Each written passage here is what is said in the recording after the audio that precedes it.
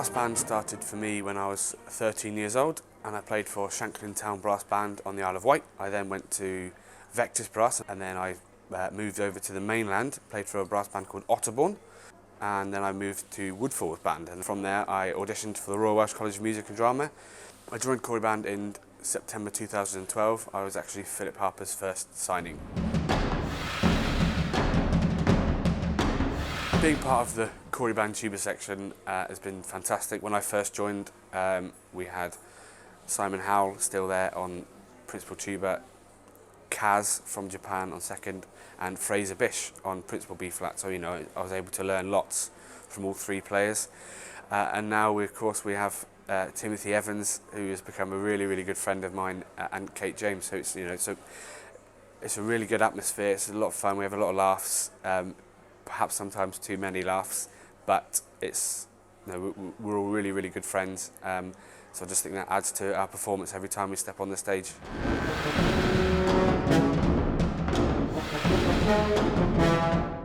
The most serious player in the Cory Band tuba section undoubtedly is Kate James. She plays second E flat tuba, and she is absolutely the rock of our section, keeping us in line, counting our bars rest for us when we're doing something silly. So yeah, absolutely Kate James. Certainly Timothy Evans, he sits second B flat bass next to me, a phenomenal talent, great sound. I think of him as a little puppy, how excited they are. That's how I see Tim 24/7. Playing under the direction of Philip Harper is fantastic, a very inspiring man, and inspires you to play at your absolute best, whether it be contest, concert, or in rehearsal.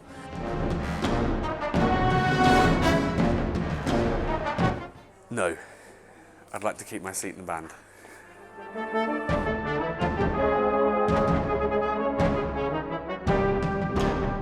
So in 2016, the Cory Band had just done the Grand Slam of major victories, and everything was going really well. I just graduated from the Royal Welsh College of Music, started primary school teaching, and then one day I decided to change doctors because I moved house, so I had to sign up with the local doctor, and they did a blood test and a sort of an MOT, and phoned me up the following week saying, "Can you take yourself to A&E, please? There's something seriously wrong." So I thought, okay. Took myself to A&E, and they said, "You've got kidney failure." Most people's kidneys are 100%. At that time, mine had deteriorated to about 30%. So I spent about 4 days in hospital, numerous tests. I had to have a kidney biopsy, and then they put me on a course of tablets, which included steroids, to try and boost my kidney function, or at least delay the decline. Unfortunately, that didn't work. The only effect I found was that I put on about 4 stone. And then about a year ago, October 2018, I began dialysis treatment, where you have to turn up to a clinic 3 times a week. So for me, it was Monday, Wednesday, Friday at 7 a.m. I had a line in my neck, came out through my chest, and I had to spend 4 hours on a dialysis machine where they take your blood out, clean it, and then it goes back in. My initial reaction to being told I had kidney failure was I didn't actually believe it. I couldn't believe that something like that would happen to me. But as I've gone on, I've actually found loads of people how common it is in people. Different reasons for kidney failure, but at the first sort of week or so, I didn't believe it.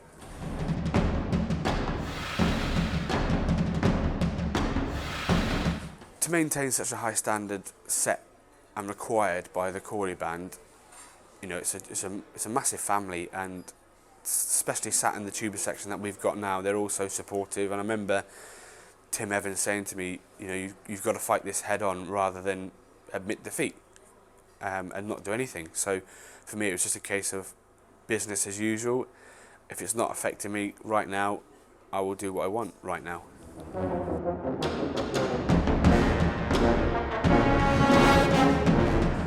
So I received a phone call at about 4 a.m. on Saturday the 1st of June. However, I didn't see the phone call because I was asleep. I'd been out to watch the Champions League final that night, came home, turned my phone off, not thinking anyone would phone, just so I could get some sleep.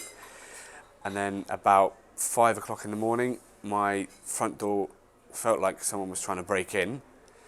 I went down to see who it was, and it was a police officer stood there and said, first of all, I thought, what have I done? But he said, look, you're not in trouble. We've got the hospital on the phone for you. It was a nurse, and she said, we've found a kidney for you. We'll send a taxi for you now. Can you come in as soon as possible? So I said, no problem. I phoned my parents, who thought I was drunk, and sort of said, why on earth are you phoning at this time in the morning? And I said, I know, it's happening today. That I'm going in for the kidney transplant. So it was a massive mix of emotions. The nurse actually said, make sure you have some breakfast. I couldn't think of anything worse than eating. So I didn't. I packed a bag, had a shower, taxi arrived, and I ended up in the Heath Hospital for about 6 a.m.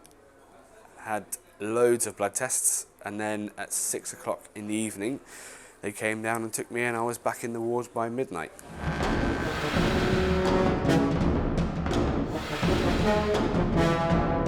The first thing that came into my mind when I woke up was that I'd only been asleep for 10 minutes and something had gone wrong.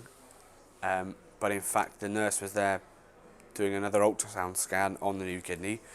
And I said, what's happening? And she said, you've had the operation, it's all done. It's about midnight. I remember asking the nurse, I play the tuba, when can I start playing? She asked how big it was, and I said about 25 kilos. And she said, okay, don't even think about touching it for 3 months, and then you can work your way back into it slowly. I said, okay. I said, but unfortunately, I've got a competition on the 7th of September that I need to be there for. And she said, no chance, aim for the next one.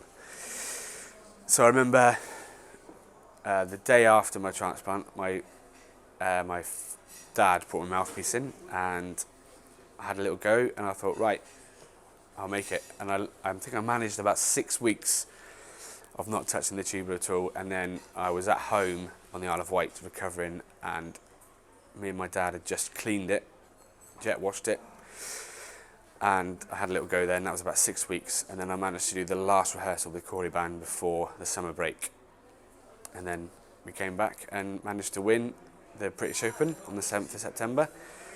My immediate feeling, proud of myself really for managing to get back and perform and hopefully contribute to the performance.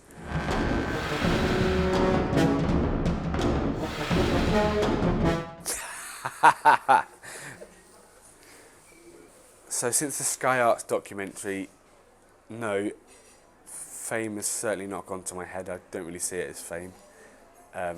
But I have been asked for an autograph, and the fact that I work in a primary school, a lot of the children have seen it, a lot of the parents have seen it, so they often come and speak to me about it.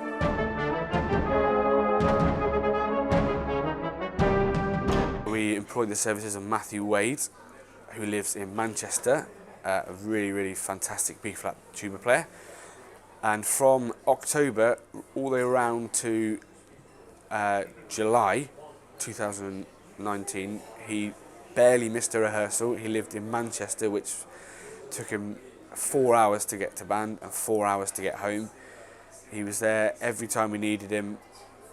You know, a fantastic bandsman, fully committed. And then obviously when I did have the operation, he stood in and also won the Brass Pass Band of the Year title. So I just want to say a massive thank you to Matt Wade. He's been a fantastic help and also a great friend.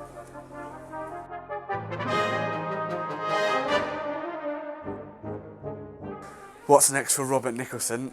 My other hobby, and something that I've probably been interested in longer than brass banding, is off-road motorbikes, so in other words motocross. So I hope my mum isn't watching this, but the plan is to buy a motocross bike and start racing again.